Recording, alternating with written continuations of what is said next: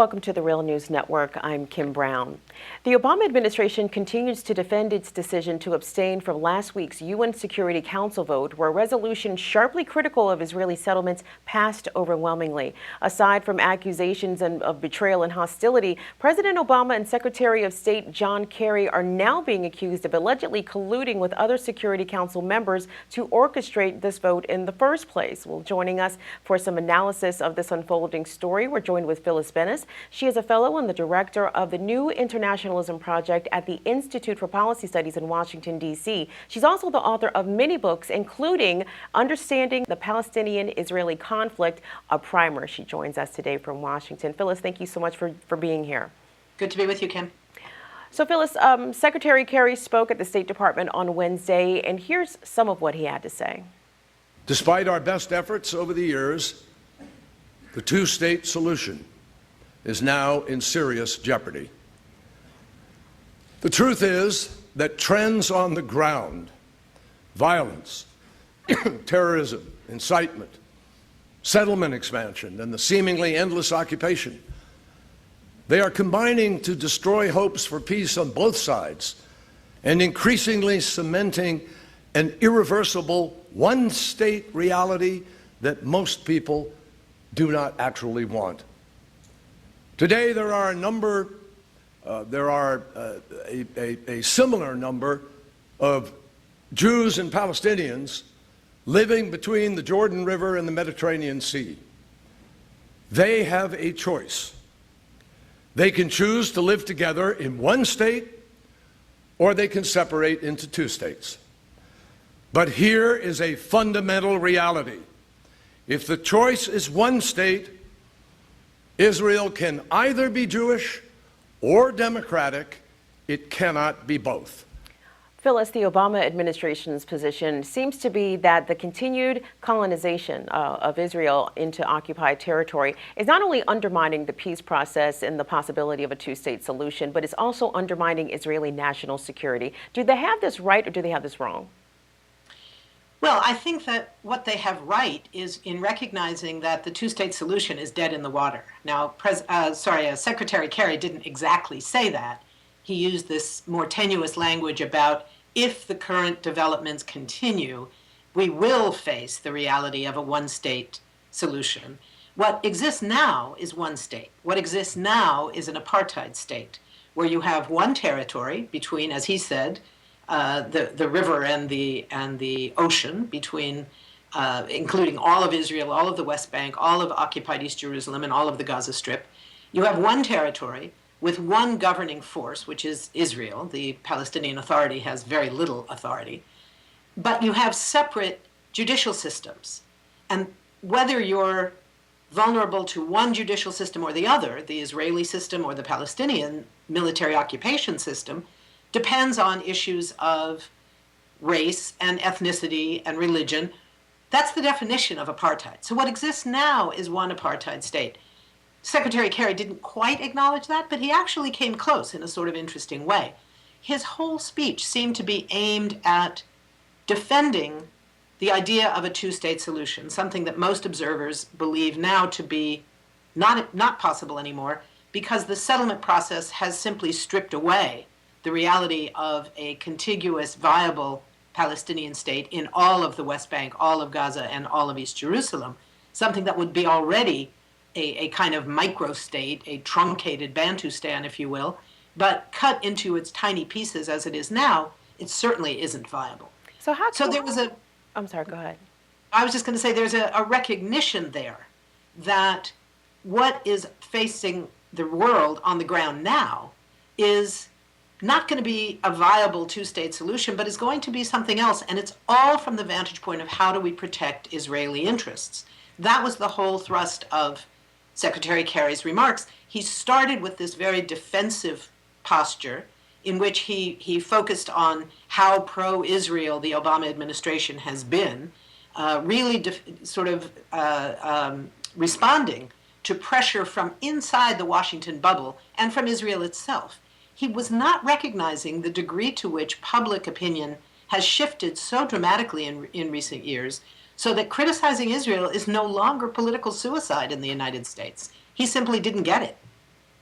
Well, Prime Minister Benjamin Netanyahu gave comments from Jerusalem shortly after Secretary Kerry made his comments. Let's hear from the Prime Minister very briefly.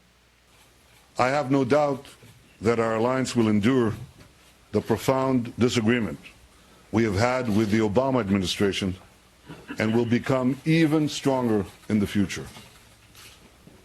But now I must express my deep disappointment with the speech today of John Kerry, a speech that was almost as unbalanced as the anti-Israel resolution passed at the UN last week. And as you mentioned, Phyllis, that John Kerry was vigorously defending the Obama administration's record for support on Israel. Let's take a listen to Secretary Kerry as well.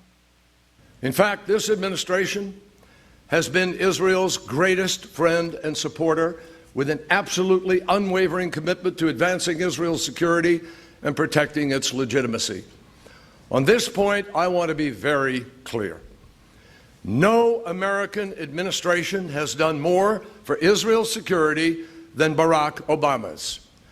The Israeli Prime Minister himself has noted our, quote, unprecedented military intelligence cooperation. Time and again, we have demonstrated that we have Israel's back. We have strongly opposed boycotts, divestment campaigns, and sanctions targeting Israel in international fora, whenever and wherever its legitimacy was attacked, and we have fought for its inclusion across the UN system. In the midst of our own financial crisis and budget deficits, we repeatedly increased funding to support Israel. In fact, more than one-half of our entire global foreign military financing goes to Israel. And this fall, we concluded an historic $38 billion memorandum of understanding that exceeds any military assistance package the United States has provided to any country at any time. And that will invest in cutting-edge missile defense and sustain Israel's qualitative military edge for years to come. That's the measure of our support. There has never been an administration in Washington as pro-Israeli as this one, despite the rhetorical battles between President Obama and Prime Minister Netanyahu over settlements. It never challenged the continuing U.S. protection of Israel in the UN and the massive amounts of military aid that was being provided. So it's in that context that it's very interesting to see right now the very small shifts that we do see underway in the U.S. position. They're not fundamental. The U.S. is saying, we want to continue being the full backer of Israel. You're just making it really hard. But we did see a couple of small shifts. One was on the question of the nature of a two-state arrangement, in which Secretary Kerry said and repeated the need for both states, meaning Israel and a putative Palestinian state, to treat all citizens equally. That really undermines the notion of the legitimacy of Israel as a, quote, Jewish state in which Jews are privileged over non-Jews. What exists now inside Israel, where 20% of the population is Palestinian, inside the original borders of Israel, and those citizens do not have equal rights by law. And it's a situation that the U.S. has never commented on, that I'm aware of. So that was a significant thing when Kerry emphasized that both Israel and Palestine would be obligated to have equal rights for all its citizens. Right now, Palestinian citizens face more than 50 separate laws that discriminate against non-Jews, even if they are citizens. Not all rights are determined by citizenship. So that was a significant shift. But the most important thing I think that we saw just there is the sense where I think Secretary Kerry was absolutely wrong in thinking that most Americans are going to think it's a good thing that at a time when people in the U.S. are facing the loss of jobs, no health care, bad education, no access to advanced education, that people somehow are going to think it's a good thing to give Israel $38 billion of our tax money for their military? I think that he was really undermining his own effort here by saying we have given up everything, even when we were facing economic crisis. Well, when we were facing economic crisis, we should have been spending that money at home on jobs and education and healthcare and infrastructure, and maybe some foreign aid around the world to make up for all the damage that U.S. military assaults have done, rather than giving that money to the Israeli military. So I don't think he was making much of a case. Indeed, and as we heard from Prime Minister Netanyahu in that earlier clip, he alluded to how the alliance between Israel and the United States will be stronger going forward, obviously referring to the incoming President-elect Donald Trump, who tweeted that, I'm paraphrasing here, that Israel will again have a friend in Washington come January 20th. But as you said, $38 billion in military aid it seems to be pretty friendly coming from the United States to another somewhat wealthy nation in Israel. So what could we expect from the incoming Trump administration? How would they operate differently when it comes to a UN Security Council vote, for example, regarding Israeli settlements? Well, I think there's no question that a Trump administration will go back to what has been the practice of the Obama administration, which is to veto any resolution that, as in this case, holds the settlements to be illegal. Now, the problem is it's a lot easier to veto a future resolution than it is to try and get rid of the current resolution. So this resolution will stand for a while, and the significance of the resolution has far more to do with developments outside of the United States, particularly in Europe, where European actors, a few governments, but particularly civil society, the boycott, divestment, sanctions movements, and other movements, have been pushing very hard for a move to, among other things, begin to sanction Israeli exports of produce and other goods into Europe in a tax-free environment when they are not produced in Israel but are produced in settlements in the occupied Palestinian territories. There's been a struggle around that going on for almost 20 years now in Europe. This decision by the Security Council is going to be a great gift, a great tool for those in Europe who are pushing for sanctions against Israel. That's not going to change with a Trump administration, even if the Trump administration threatens to veto future resolutions. This one will stand. So I think that's quite important. It's also, though, I think something we have to recognize. Trump has already said that his ambassador to Israel will be David Friedman, his bankruptcy lawyer, who may be a great bankruptcy lawyer, but has no experience in diplomacy, but is known for funding Israeli settlements, as is Donald Trump himself, who has donated money to settlements. So the notion that the U.S. is going to continue with any level of criticism of settlements, let alone the view that they are illegal, which was now said for the first time by the Obama administration, no administration since that of Jimmy Carter has called the settlements illegal.